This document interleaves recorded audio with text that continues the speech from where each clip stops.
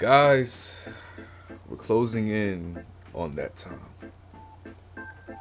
You know what I'm talking about. I hope you didn't forget. Earlier this year, Microsoft made an elite chess move by announcing their plans to purchase ownership of Activision Blizzard for $68.7 billion by 2023.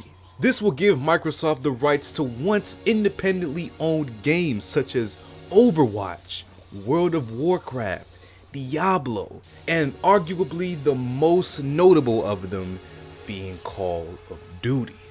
When this deal is finalized, it will most likely make Microsoft the third largest gaming company in the world by revenue and will skew the debated console wars in their favor. Now the deal has to be finalized, as for a purchase this huge, it can't just happen, like that. It has to be approved by each company that operates in the gaming market. And so far, it's being approved by a good number of countries. And until all of the countries reach a unanimous decision, the companies being purchased will operate as normal. Which is why this news has kind of faded out of the spotlight these past few months.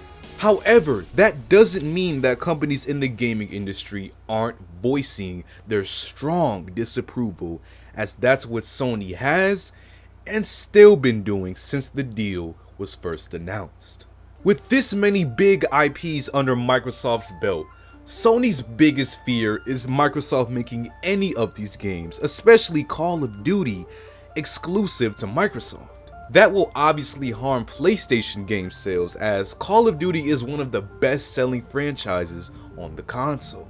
And this is only one of the major concerns that Sony has in regards to Microsoft's acquisition.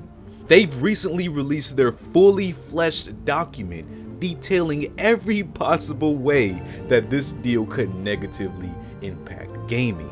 Like, they're writing book reports on this shit. They really don't want this to happen. I'll leave this long ass document in the description if you want to give a thorough test to your reading glasses, because the document is a multiple page diss track. Like, Sony brings up points on how Microsoft wants PlayStation to become like a Nintendo so that they have less competition, how independent developers would see less monetary gain from making their games exclusive to Xbox, and even how PlayStation consumers would have to purchase Call of Duty on Xbox to play the game. Like, they went balls deep in this document.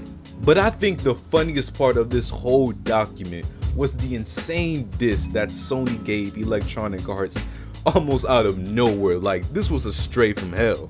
In one of their arguments, they explained how Call of Duty cannot be replicated, as despite numerous attempts at it, Activision's game hasn't been able to be topped as far as sales go. They then went on to give an example of how Battlefield, EA's first-person shooter, has sold only 88 million copies of Battlefield as of August 2021, while Call of Duty has sold over 400 million. And you just already know that when EA read this, they were like, yo, I'm just a spectator. Why you putting my business out in the streets? Like, they seriously went and dug up the numbers to put into this. So that shows how desperate Sony is to keep Microsoft from reaching completion on this deal. And I mean, I can't say that I don't blame them. This ultimately could critically hurt the PlayStation with Call of Duty if Microsoft does decide to make this an exclusive.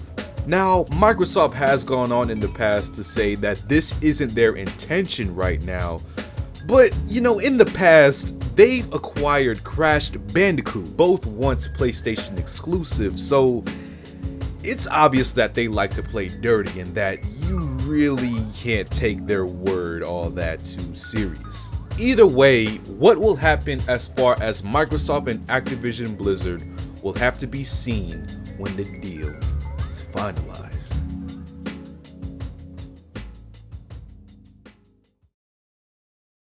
So what do you guys think about Microsoft acquiring Activision Blizzard? Do you think this is going to be, something positive? Do you think it's going to be really bad, as Sony thinks it will be?